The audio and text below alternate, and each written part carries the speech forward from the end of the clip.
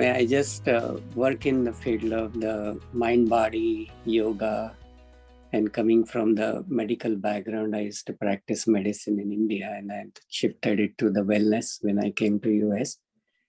So for me, the work is part of living. So it's not work-life balance and things like that. My grandparents were very particular. So my grandfather was a yoga master, and he taught us a simple principle that work is our worship. Karma Yoga is the yoga of action. So we should love what we do, and then it doesn't become a chore, it becomes part of our living.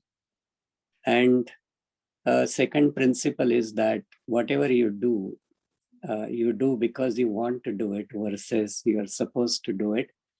That makes a big difference. That removes the stress because you are choosing what you're doing. So I am always amazed to see people when they say, I hate my job, or they have pit in their stomach on Monday, because I'm actually looking forward to what I'm doing every time, no matter what it is. So and then when you do the job, the Karma Yoga, then you are not looking for the fruit out of it. And then it becomes the purpose. Service is my purpose. So everything I do is related to the service, which actually helped me to transition very smoothly into the life cycle, where you dedicate everything to a specific reason, and it brings fulfillment instead of any negative theme, or you don't feel tired, you feel actually more inspired to do so. Then you also treat others in the path just like how you feel like you should be treated.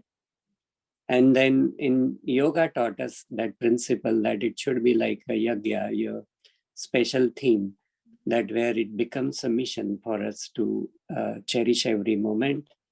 Shankaracharya said, Charaivati, Charaivati means keep moving, keep innovating, keep modifying, and keep updating everything. And then other thing I learned is that always think of everything as an asset and the liability. So when you look at something as an asset, it's our mind, it's our body, it's our environment, it's anything we choose to do. It always brings us the joy and the accomplishment and happiness, called as santosha, or the contentment. And we always then think big, dream big, because we are doing something for enhancing our lives, other people's lives around us, and support them, support each other. And then what's our legacy? Because we all want to do something, leave our imprint on this planet when we leave this body. So the legacy is that how many hearts we touch, and not exactly what we do, but the impact we leave on people's mind and their lives for whatever simplest thing we can do.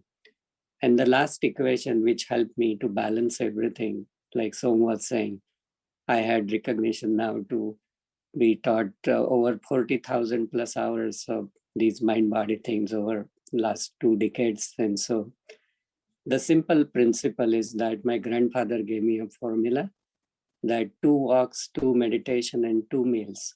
And that's really keeps me going. So we always have success with 1 walk, 1 meal, and 1 meditation. Struggle always normally comes for the second one. But when we master it, life becomes very, very organized, perfect principle, and joyful state. So that's how I will end it. Thank you.